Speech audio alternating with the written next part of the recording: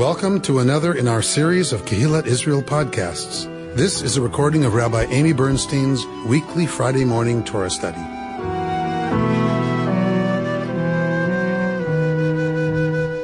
We are in Parashat Achare this morning.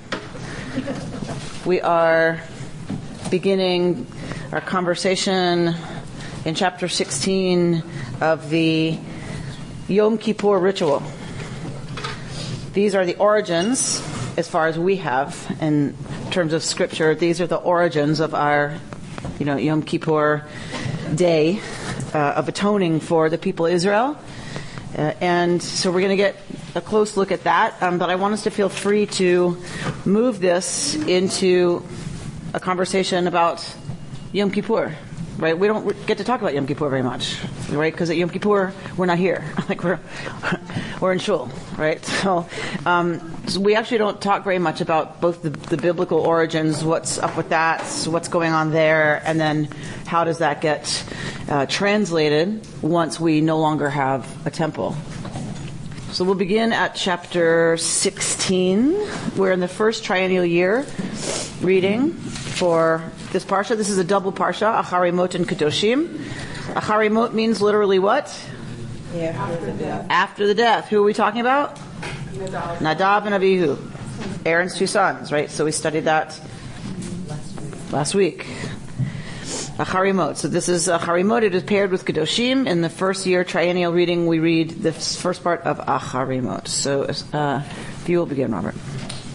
Adonai spoke to Moses after the death of two sons of Aaron, who died when they drew too close to the presence of Adonai. Adonai said to Moses, "Tell your brother Aaron that he is not to come at will into the shrine behind the curtain in front of the cover that is upon the ark, lest he die, for I appear in the cloud over the cover. Thus only shall Aaron enter the shrine with a bull of the herd for a purgation offering and a ram for a burnt offering. He should be dressed in a sacral linen tunic with linen breeches next to his flesh, and be girt with a linen sash, and he shall wear a linen turban. They are sacral vestments. He shall bathe his body in water and then put them on. And from the Israelite community he shall take 2 he-goats for a purgation offering and a ram for a burnt offering." Okay. So it's worded a little weirdly. So what it's stated in the negative, that Aaron is not to what? What is Aaron not supposed to do? He's not to come in at his will. So he's not to come in to where?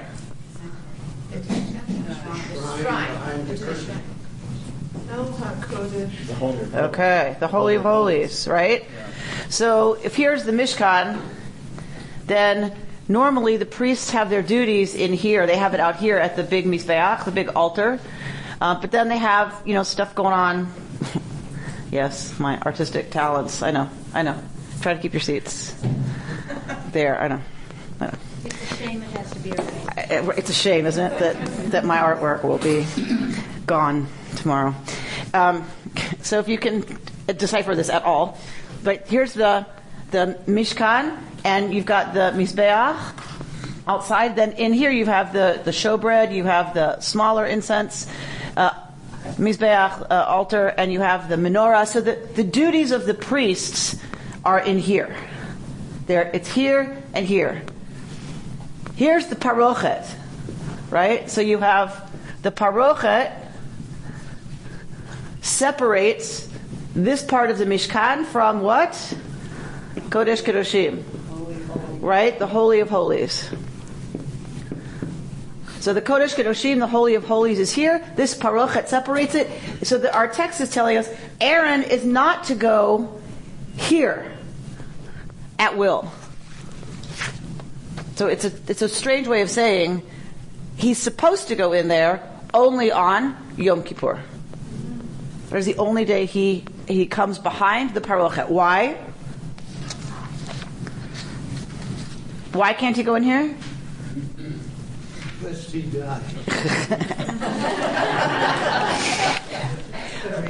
Reuben has learned to read quite carefully our text. Exactly right. He's not to enter here lest he die. Why would he die? Because he's disobeying. Because that's right. He would come too close to God's kavod. And he's had quite a lesson in that. And they've all just had quite a lesson in what happens when one gets too near the kavod, the presence of Adonai. Now we put the parokhet just in front of the Torahs, don't we? Correct. So it's really been adapted a different way. Yes and no. What is this? Well, the Holy of Holies is the Torah? No. What is this? Inside the Holy of Holies, what is it? It's the ark. The ark. So you have an ark, you have a parokhet. Yeah. You have an ark. Okay. So what's inside the ark in the Holy of Holies? Oh. The Ten Commandments. So it's not really that different, right? It's just an adaptation. Right. Words, our sacred words, our sacred obligations, our sacred understandings of how to behave with one another and with the divine live inside the ark in the Holy of Holies. The parokhet, right, screens it because it's so holy. And so, that survives as the custom of putting a curtain in front of the Sifrei Torah. Separation from the profane to the sacred. Correct. It's another division, right, between, well, and in this case, not Not quite like the it's not just profane and sacred, because this is sacred too, right? This part of the Mishkan is sacred. It's just less supercharged. Super sacred. This is the super sacred, exactly. Thank you, Reuben. This is the super sacred. This is just regular sacred, right? And same with us, right? We would consider the sanctuary a sacred space, but there's a different degree of holiness associated with the Aron, with the Ark, and with the Sifrei Torah. Was this always so, or was this? Did this come into play after the sons died? So that's a very good question. That's an excellent question, Sarah. So I would love to see that midrash that you're going to write. That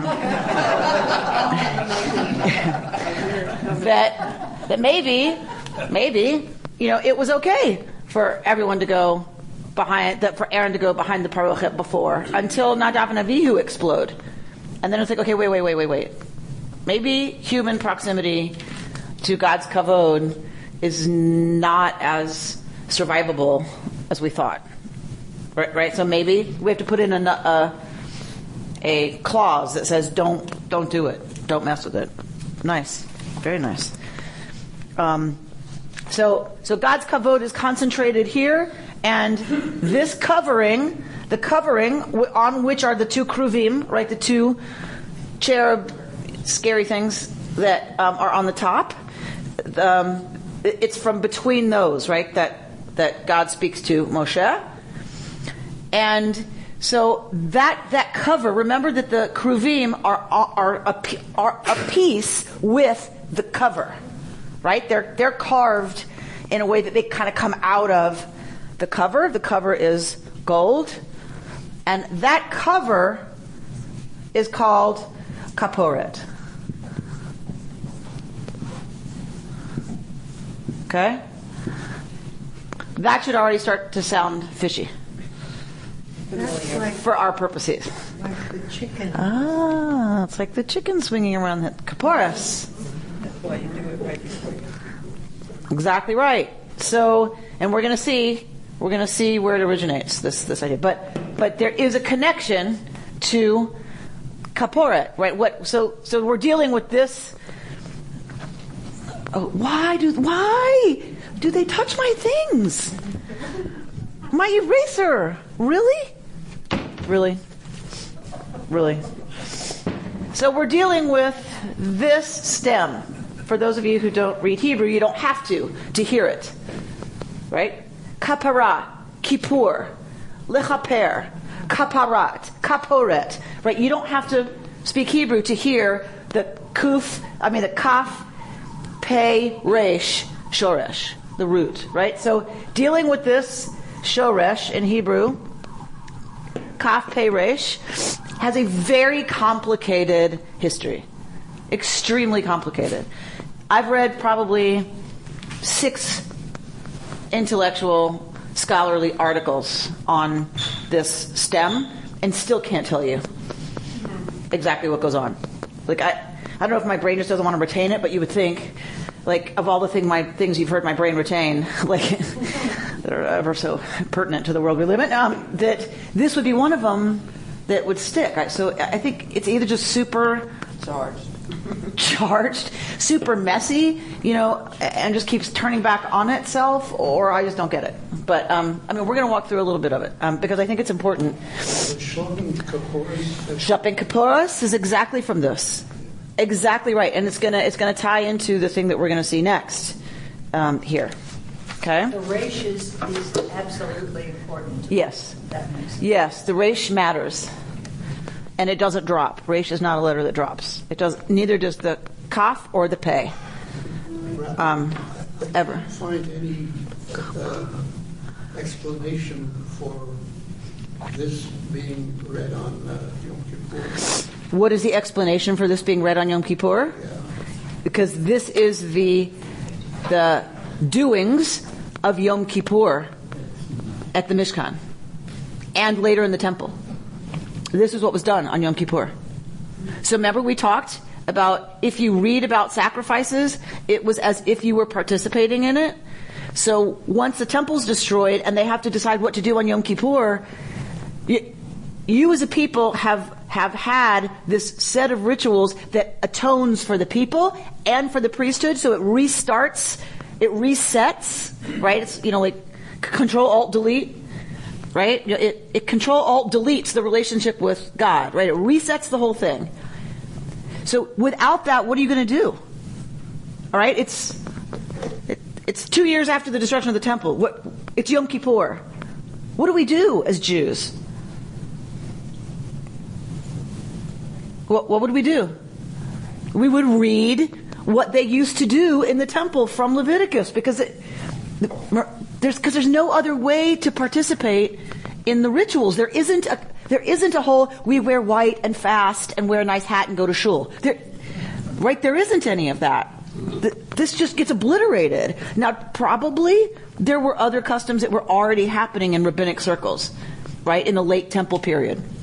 Already things going on Yom Kippur besides the temple ritual. But once your main way of resetting the relationship is obliterated, where do you even start? You start by reading it, because that's our only way to participate in it anymore. So that's how it begins, and it becomes the central liturgy, right? Or the Avodah service is read on Yom Kippur still. All right. Where are we? We are given when to do it in Tishrei, so we do have some written as to when this should take place. Yeah. Right. So that's all I'm saying. That there is in here when it's supposed to happen, that we can continue it at the proper time. Yeah, just like all the festivals here, right? Like all the holidays, we're told exactly when it's supposed to be, so we know when it is, and that's what are you going to do if you don't have the temple and it's that day? We're going to read it. Okay. All right. So Aaron is only supposed to enter the Holy of Holies, right, on this day, and he doesn't wear his regular garments.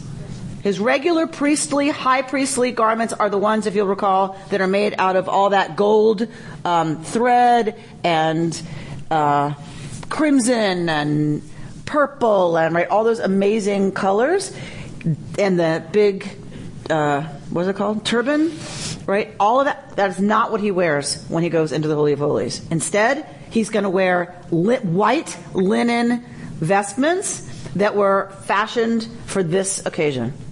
So once a year, white linen garments that he wore for this very dangerous ritual. Because if one little thing goes wrong, if one little thing isn't attended to, what happens to Aaron? We just saw. We just saw, right? Nadav and Avihu. And can you imagine the father preparing to deal with this ritual after having watched what happens, right, when it goes wrong? Okay.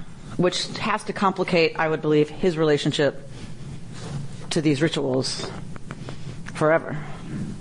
Right? Well, to his entire role. Yeah, right? So he has to do all this stuff, and he's seen, right, that it consumed literally his sons.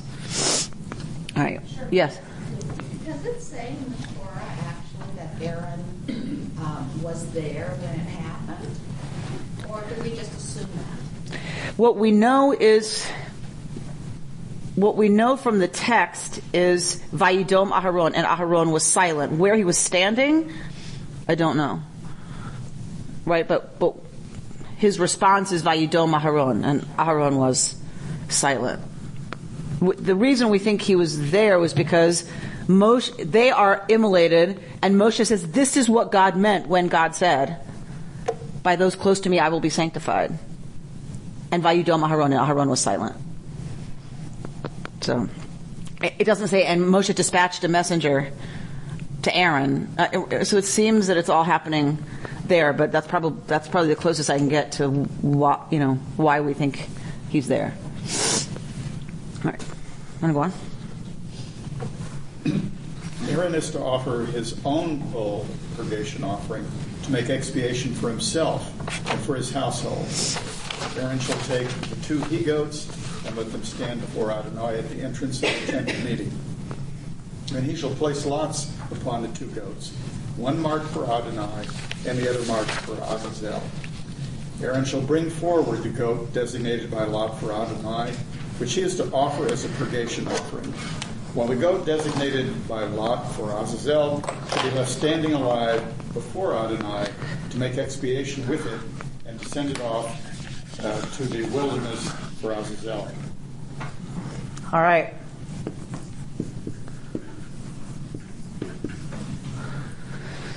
So the first thing that happens is Aharon takes a bull. He takes a bull for what? For a sin offering, right? For himself. The first ritual of Yom Kippur is the high priest bringing a huge, glorious animal for sacrifice in order to atone for his own sins and the sin of his household. The sins of his household. Right? So there's a very powerful message to the people about who we think the high priest is. Right? And we talked about this, before, that it proves, to the people time and time again, and certainly every Yom Kippur, that the priest is no different than the rest of the people. It is assumed he has sinned.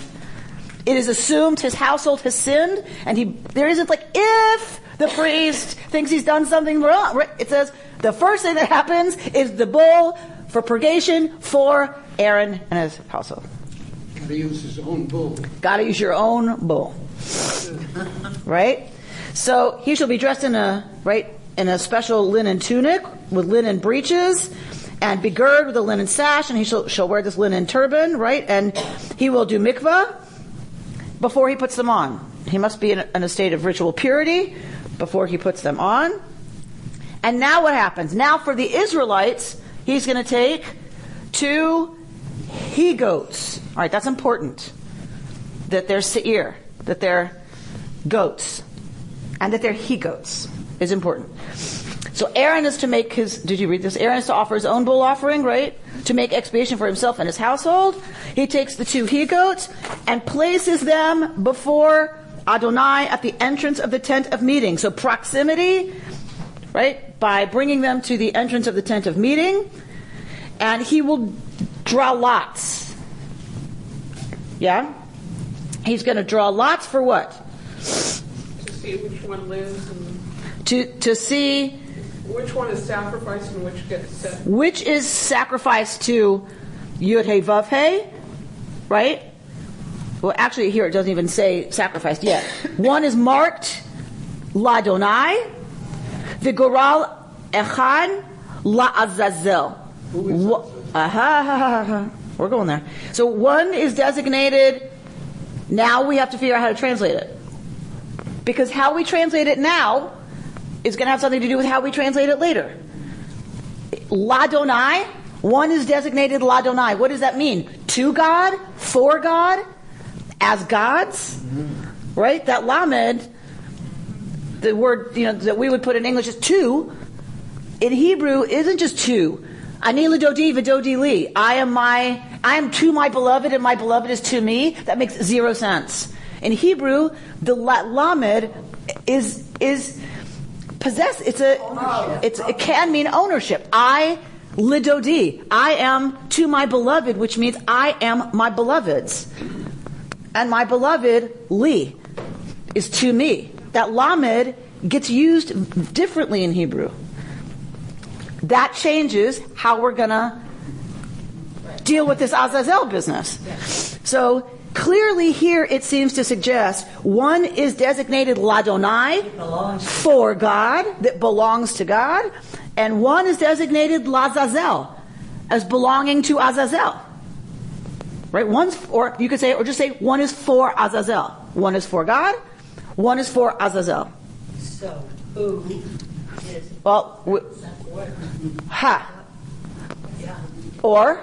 or what, who, or where. So we have three possibilities. Okay? So, and when we're not told, is this a name of a person, a being, a place? Is it related to Bezalel? A thing? No. It sounds similar to us, but very different letters in Hebrew. All right. Okay. So let's here we go. So Aaron shall bring forward the goat designated Ladonai, right, for God, which he's to offer as a sin offering. So this is a sin offering for the Israelites. While the goat designated for Lazazel, I'm not going to translate it, shall be left standing alive before Yud-Heh-Vav-Heh, to make expiation with it, to send it off to the wilderness, Lazazel. Right? Now, you may have an English translation, right? And they're going to have to translate that lamed. How does yours translate that lamed? And send it off into the wilderness? For Azazel. Mine has the same translation. For Azazel. They have to deal with that lamed. But as soon as you translate it as for, you now already have done something to what the definition of Azazel is, haven't you? So always remember, this is a translation. And as soon as you're dealing in translation, you are already dealing with interpretation. Because what if Lazazel means to Azazel? One will make expiation, will be sacrificed and make expiation, and the other one will be left standing to make expiation with it and to send it off to the wilderness to Azazel. That's a person or So, but do you see, the minute you translate it as for, I'm not saying it's antithetical to the translating it as to, but you're already doing something. We don't know. We don't know what Azazel is. Isn't Azazel currently kind of used like hell, go to hell? People think that's what it means. That Lech Azazel, I know, right? And so you think you're saying go to hell. You're saying go to this, because it's not a good thing. Right? You know, like we know that it's not a good thing. Well, I mean, it's a good thing for us because the goat's going to take all of our sins with it, right? But Lech Azazel is not a positive statement. Oh no, right? It's like, so no, I'm saying like. But people don't know what they're saying. It's kind of used that way. It's used like go to hell, yeah. Why is it not positive? It could mean for freedom because it's not being sacrificed. Because the goat takes our sins with him all away. So it could mean that the goat is free, and probably this goat has a better, right now, a better lot than the other one. If it's being sent to a place in the Midbar where there is no or very little sustenance, it's not going to be moved to the places where there's green, right, or whatever, it's banished, right, then possibly it's a very slow and agonizing death for this animal. Unless it meets Miriam. Unless it meets Miriam, and then she can take care of it, right? She's got a well, she's got a lot going on. All right, Lisa, your hand was up first. Where else do we see this word used? We don't. We don't. So it's only in this ritual. We do see the goat used. Sure. We may not know what it is, but is it equal to God? I mean, because the sacrifices are the same. So let's hold that. Let's hold that question. There is a. Okay, I will. We're going to unpack it. It is the devil. So this is our best guess, is that there was some kind of demon, a goat demon, or a god, some kind of a god that is the desert demon god, and that is what you're sending this goat to. Now, was it originally an offering to propitiate the demon god? Possibly. Possibly this is a remnant of pre-Israelite behavior that gets reconstructed by the Israelites in light of this monotheism and this Yud-Heh-Vav-Heh business. So you demote Azazel, right? Just like we demoted Tehom, right? Tiamat, we demote the goddess Tiamat to become Tehom in Genesis, right? We're going to have that same demotion here of Azazel to a place, the place where Azazel rules or used to rule. So the desert, right? That place that we don't want to go there. Do you think it implies a power equal to God? Certainly not here. Certainly not. Absolutely no question. Is it a remnant of a time where you propitiated the good God and the bad God? Very possibly. Very likely, I would say. That once upon a time these were equal. Because they could have used different sacrifices depending on the status of the power that's there. That's right. And different rituals for different gods, right? So very possibly this was at one time equal. Clearly not by the time we get this text. George, what is that? You've got this amazing look on your face like... Yes. Yes. Yes, it is. That's exactly what this is, right? That's exactly what this is. That's where the word comes from, is all of the sins of the people of Israel are placed on the goat, and the goat is banished. So it takes all of the sins and all the ickiness with it, right? It's scapegoating. Absolutely. So it's going to die instead of us. We deserve it, but it's going to perish eventually instead of us. But the important thing is it takes it out of here and takes it far away. So if we recall last week's Parsha, when we look at Tzara'at, how was one purified and to come back to the camp after you're declared clean of Tzara'at? You leave the camp. You go to mikvah, you've come back to camp, you do mikvah, what else? The priests have to go out. The priests? What is the offering? Must be a goat. 2 doves? What happens with the 2 doves? What happens with one of them? One, you break its neck and you drain the blood into a bowl. The other one, what happens? Feathers were dipped into that blood and it was set free. Right? Presumably to take all. So this is not out of our realm of what happens when it's time to deal with wanting ickiness to get gone. Right? So now we use the ocean. We take our breadcrumbs or whatever and throw them into the ocean. Right. So tashlich, right? This same idea of running water. The ocean is not the greatest tashlich vehicle because you throw it and then it comes back. Much better is a flowing stream, which is where that would have originated, right? Was it a stream in Eastern Europe, in Poland or Lithuania? You throw your breadcrumbs in and they're gone. We do not have that. No. I always watch the birdseed come back, and then it goes out, then it comes back, and then it goes out. So, We have to hang on goats. We can yeah, we'll get a goat. That's right, Jody. That's a great idea. We'll get a goat. It is interesting that it's not that this is one of the few places that we see that not sacrificing something atones. This is one of the very few places, right? So often, you always put your hands on the head of the animal. You're designating it as mine. It's mine. It stands in for me, right? And then it's sacrificed. So this is one of the very few places where making expiation doesn't involve the sacrifice of the animal.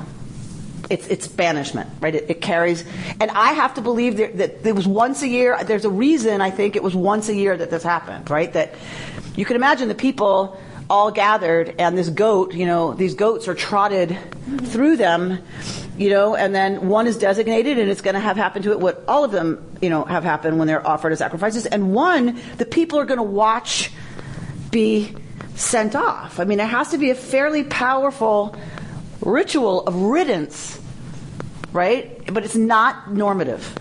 Is there a fear that it could be you being sent off? When you I think, about scapegoat? but that's what sacrifice always evokes, right? I could get gone. I could get, because that's what I deserve in some ways for what I've done, right? If it were strict justice, right? It would be me. And so I think that's always what these rituals evoke. Yeah. Right. Misbehave enough and I'll be that goat. And you'll be that goat. And in the ancient world, that was the worst thing that could happen to you. It wasn't death or probably even slavery. It was being left behind, because then you don't know what's going to happen and you're completely vulnerable and you're toast.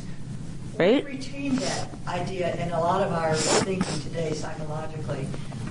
My child dying was because I did something terrible. Sure. Or my foot being hurt is because I walked in the wrong path. We still have that in our thinking. Sure. That we bring on terrible things by our behavior, right?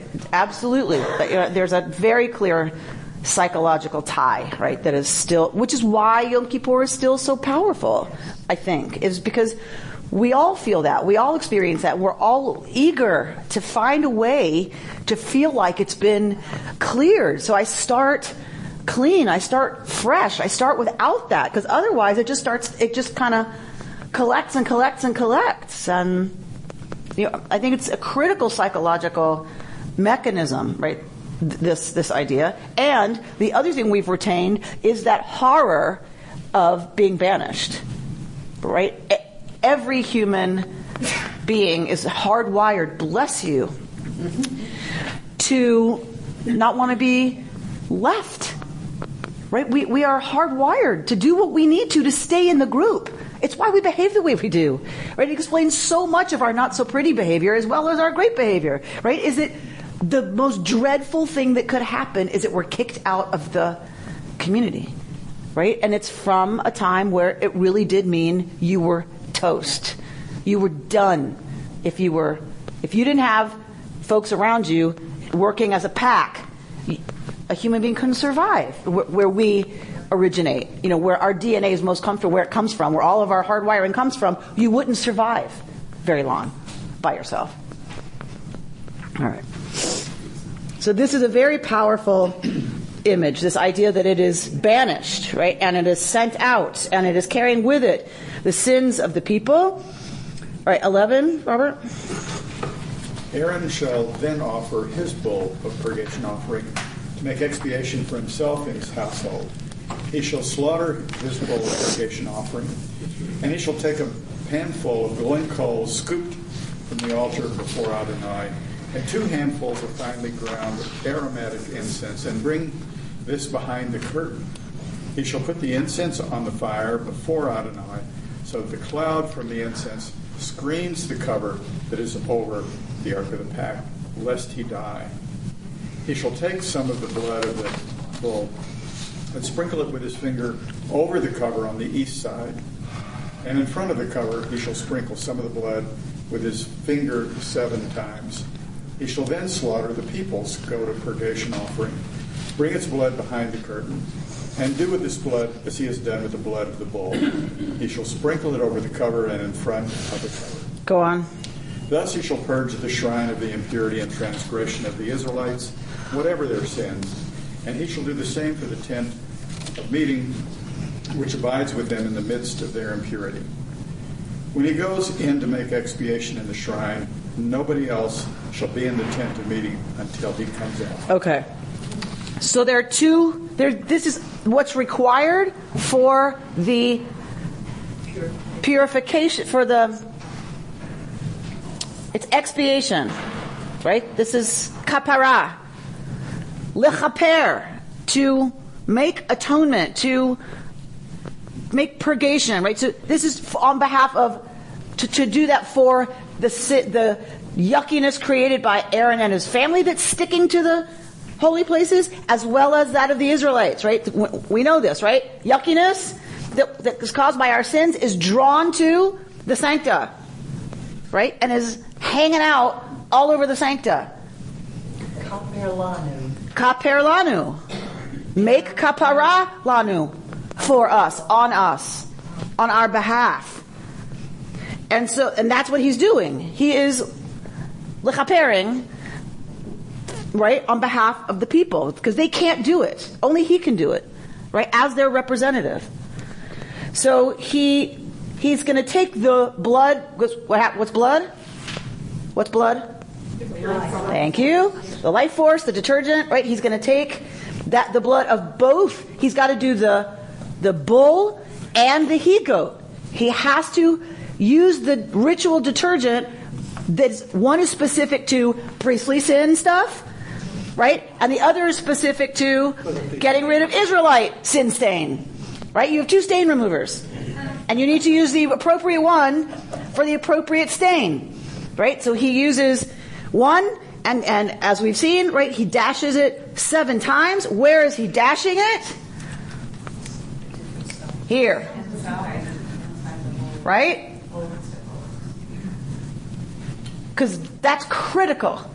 It is critical. Why is it critical that he cleanse that space, the kaporet, on the ark? He's about to go in. Well, he's about to go in. Well, that's a different thing. That's a danger he has to mitigate. But why is it critical that blood, that the detergent get here?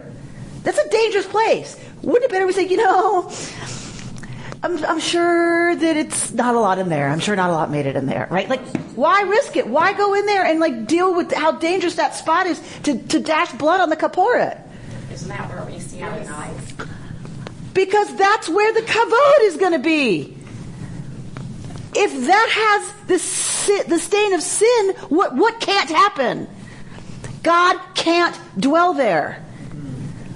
If there is dross from sin here sticking to the holy of holies on the kaporet, where between the kruvim, that's where God's kavod is going to be. And God's kavod can't be here if there is junk, if it's tarnished, if there's plaque, right? Because God's essential holiness is repelled by sin or impurity or whatever, all those words we want to use for not kadosh. And it's a repellent. And so that is what Yom Kippur ensures.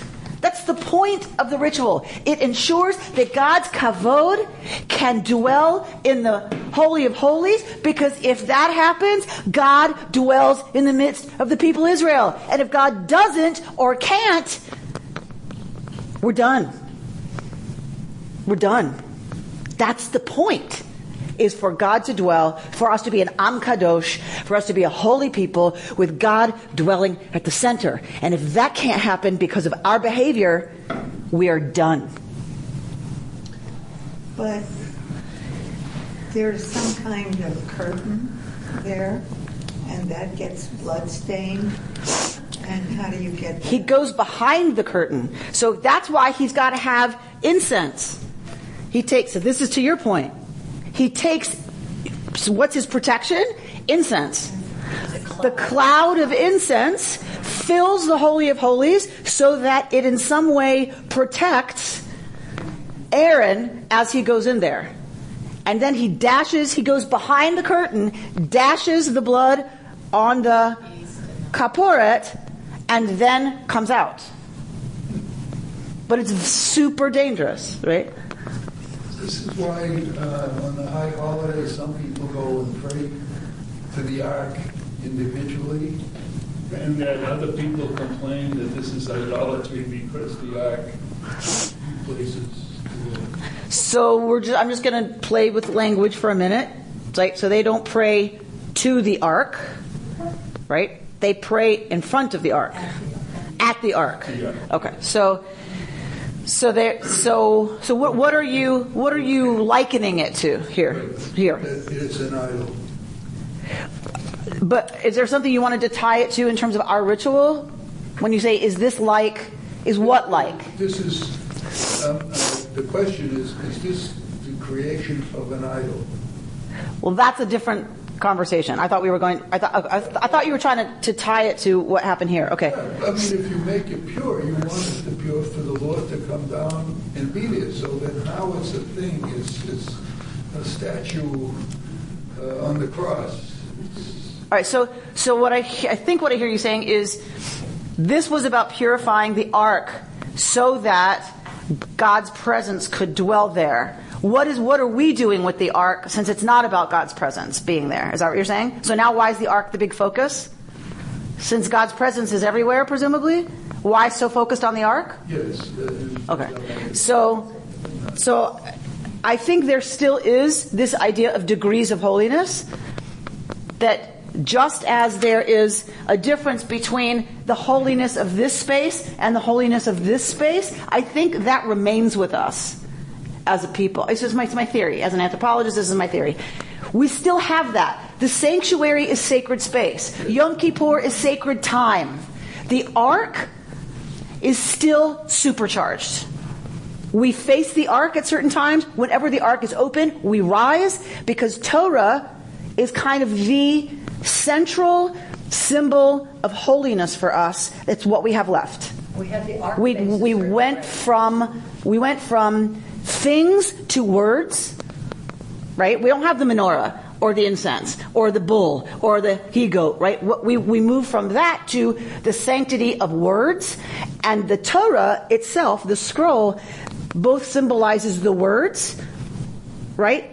And has, I think, still this sense of that's what's from God are the words. That's why they were in the Holy of Holies, right? It's that old, our instinct to venerate the words.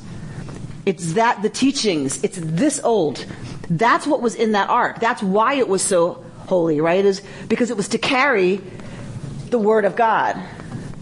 Our best understanding of what God demands from us, wants from us, so that we can be in relationship with the divine. That is what Jews venerate.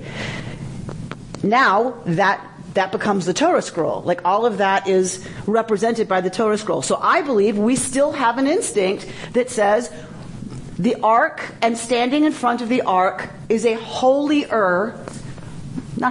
a more intense experience of Kedusha than just sitting on the top pew. And so I think that's the instinct at Yom Kippur, for people to want to stand in that place of the most Kedusha we can experience and offer their prayers, from there. And touch it. And kind of bathe in that superchargedness. I personally don't like it.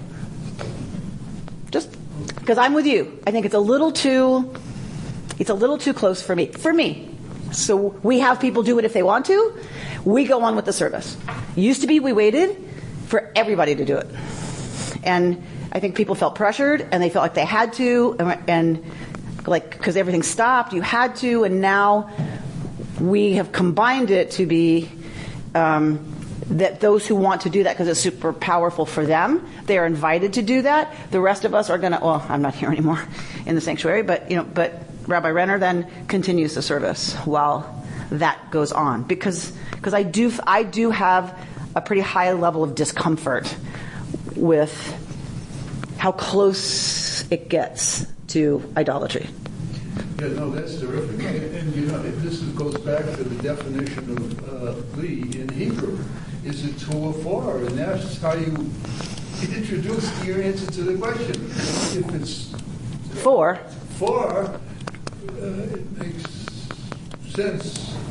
If it brushes up too close to 2, no, I get it. Pam? When it's saying here, he shall take a handful of glowing coals from the altar before God, and 2 handfuls of finely ground aromatic incense, and bring this behind the parochet. He shall put the incense on the fire before Adonai, so that the cloud from the incense screens the cover that is over the ark. And I just think, is there some commentary? Because I'm getting an image of Aaron going in with his smoky incense, and the cloud is there, and of the 2 merging at some level. It seems very. I haven't read any, room, but it's what I'm envisioning. But it's lovely, right? That his cloud mingles with God's kavod. Although I this is just my hunch from doing this a long time. I would have to check it. I don't think anyone can go into the Holy of Holies when God's kavod is actually present. Moshe, nobody can go. I don't think the kavod is here. Didn't it come down when the Mishkan was completed and now it's there? My suspicion is no, but you check it. I think so. Okay. I see the Wizard of Oz. What about when the Torah is carried around in the sanctuary and people kiss it, So How this do you is feel about that? that one is fine with me because I have not reconstructed it. If you look at the original meaning of that ritual, people used to wear 4-cornered garments. On it, if you were a free person, were fringes, right? If you had the status of being legally free. There was often a bead on that had your name engraved on it. All the documents were written in wet clay with a stylus. And if you sign the document, you roll your signet bead into the wet clay. That's how you sign the document. So the original, this is a theory, but I love it. The original intent of taking tzitzit and touching it to the Torah is you say, I'm signing on. I take my fringe and I sign the agreement. Every time it comes by, I say, yes, I'm in. And that is a sacred act, right? And I think it's a beautiful, for me, that's a very powerful and beautiful thing. It's not the Torah itself, although it's close. I won't lie, right? It's close, right? Like I still have my, yeshiva bucharet, training, and I don't put a Torah on the floor. God forbid, right? And if it goes on the floor, I pick it up and kiss it, right? So there's still, I get it, I totally get it, that there's still a veneration of the object in a way, but I really have to believe that our veneration of the object is because of the words in it, which is still different to me than and even the mezuzah. I kiss the mezuzah. That's my own personal spiritual practice, right? But it's not the mezuzah we kiss. It's the word. The mezuzah is a container for the words inside. Shema Yisrael Adonai Eloheinu Adonai Echad. That's what's holy. We're committed to say, I will live like this as I enter, as I leave. And as I enter and as I leave this space and go to that space, or leave the world and come back home, as I leave my home and go out into the world, it's the same intention that I shouldn't forget. I should be the same person in my house that I am out there. And I should be, if only I could be the same person at home that I am here. It's unfortunately not the case, just to ask my 13-year-old daughter, and my partner, right? So, but it's the attempt to remind us that we're supposed to be that same person, right, in both spaces related to that same. So I have the same discomfort. It still makes me nervous, but not as but it doesn't make me as uncomfortable. I don't know if it's because it's the words themselves, right, that are really being, paraded around. I'm not sure, but it doesn't make me quite as nervous as going and touching and venerate. It feels like different. A reminder, and the other feels like well, and other people experience that other ritual that way. Like I totally understand that. When it's carried around by your community, by ordinary people, including the rabbi or cantor, and there's something wonderful about that. Yeah, that it's and that's the other thing I wanted to say was the other meaning of that ritual that I find really powerful is in most places the bima's up. right? And so the people they don't have access, to the bima. It's over there. It's at the front, unless you're Sephardic. It's at the front. I'm sitting in the back, right? And it's up, and I certainly can't see any of the words on the table, right? Or the Torah. So what happens is the Torah comes out of the ark, right? And all of the big machers are on the bima, right? And doing all the macher stuff. And what is the first thing that happens in the Torah service? The machers walk behind the Torah, carried by a member of the community, and the Torah is processed through the community so everyone can touch. I think it is a very important thing that we start the Torah service with. I never skip a procession. Never skip the procession. Why? Because that is the most critical message. It doesn't belong to us on the bima. We are not any closer to this than you. It does not belong to me more than it belongs to, Feivel, Goldberg. Like the smallest to the largest among us, in character, in stature, in everything, are equal when it comes to access to Torah. I always tell the bar mitzvah kid, slow down. There are people who are trying to touch. If it's girls in heels, I don't have to tell them to slow down. They can barely make it up and down the stairs. But the boys, I say, slow down. People are trying to touch. I said, Torah belongs to them. We're doing this because Torah belongs to them. Give them access. And that is another reason I love the procession. Yes? This cabinet here is called an Aro Kodesh. Not because the wood is holy or the glass, but the significance of what it contains. Absolutely. The holy ark, it's not holy because the glass is special, right? It's holy because it contains for us what's the essence of Kedusha. The essence of holiness for us is concentrated in the words of Torah that contain all this other nice stuff that we love to be about, but that's the kind of crystallization of all of it, right? Because if we love this and we love that and we love this and we love that, well, it's all in there, right? Like all that we love is symbolized by, right, the words from which or the ideas from which we got all that, right? Because somehow the rabbis even derive Shabbos candles from that, right? Shabbos candles are not in there. A Kiddush cup's not in there, but for us, we read all of that back into Torah. Yes? I'm thinking, too, about the practice of kashrut and how it also puts the center of holiness as to what is in our heart, what's in our body, and how we eat is a reminder, like touching the mezuzah, like carrying the Torah, of godliness within every person. Every act we do. Eating, sex, all of them. Whatever we do, there is a component that says you can do it till here. Right. Anything that we do as human beings that involves appetite, this is Yitz Greenberg's sermon, that anything we do that involves appetite, which is anything... All appetites. All appetites are treated the same way by Judaism. They are mitigated. We talked about this. Some people deny appetite. Other people say go ahead and do whatever you want. Survival of the fittest. Take as much as you want. Judaism is a middle path that says sanctify it. You have appetites. That's fine. Sanctify every act you do. So when you eat, of course you should eat. Of course you should enjoy. We're Jews. Like, who knows better than us? Food, of course, right? You're going to do anything, there better be food. Eat it. Enjoy it. It's wonderful. Your bubby, have more. Have more. Right? Have more. So we love it. Good. We should eat. We should enjoy.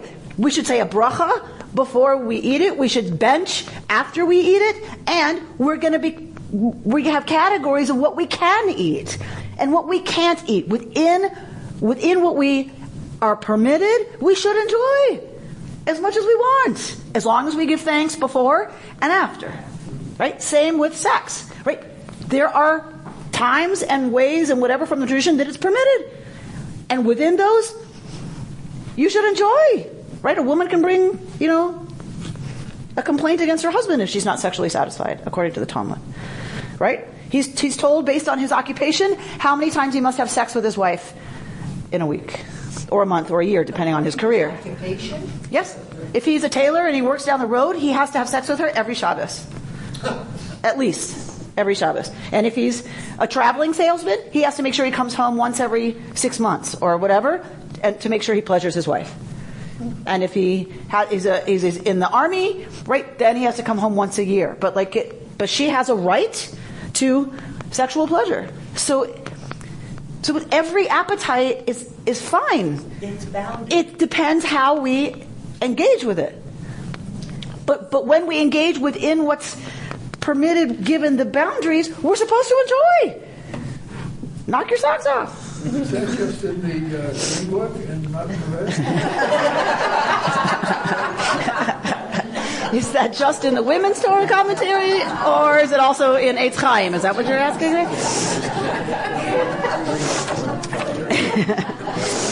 Oh my gosh. So go to this verse. Go to verse 16.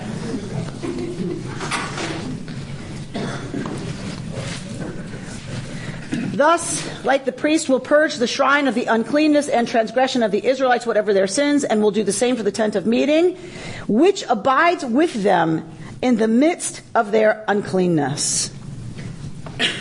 My note, which I love here, says, this was the concession made by God out of God's love for Israel. God allowed God's people to build an earthly residence on condition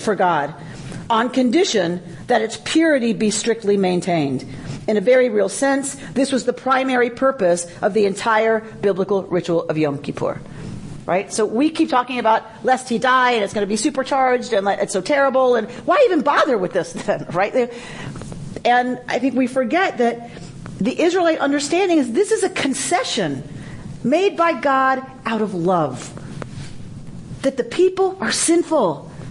And it's unnatural for God's Kedusha. It's unnatural for God to even want to be anywhere near such garbage. Right? God has to hold, God's nose, to come down into the Mishkan. Right? It stinks so bad. But God concedes.